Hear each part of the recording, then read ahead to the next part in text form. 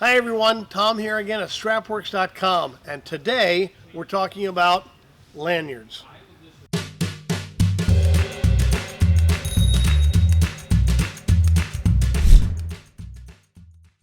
So we're going to go ahead and put a lanyard together today. We're going to do our quick release style, and we're starting out with our 1-inch satin material.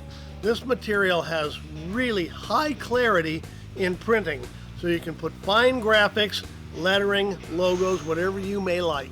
Alright, so we've already selected our webbing, and that's going to be our 1-inch satin.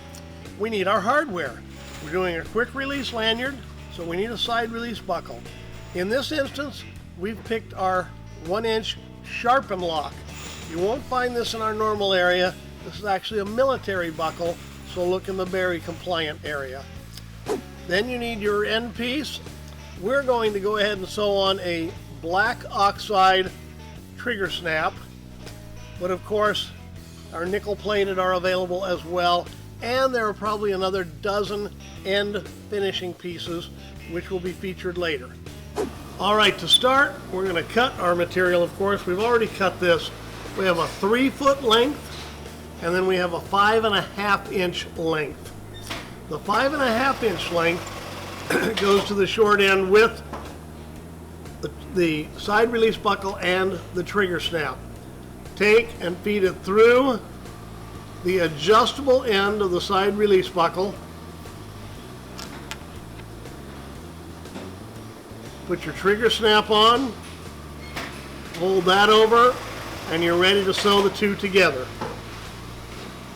Once you're ready to sew, you do want to make sure that all three pieces are even, and then just fire away.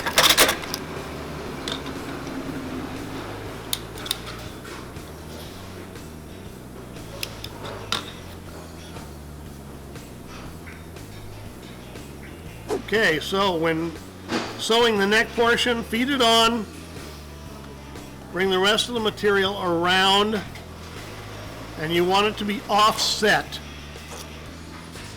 You can sew it straight, of course, but this has a tendency to lay against your chest in an angled manner. All you have to do is change the angle a slight bit, and it will lay flat.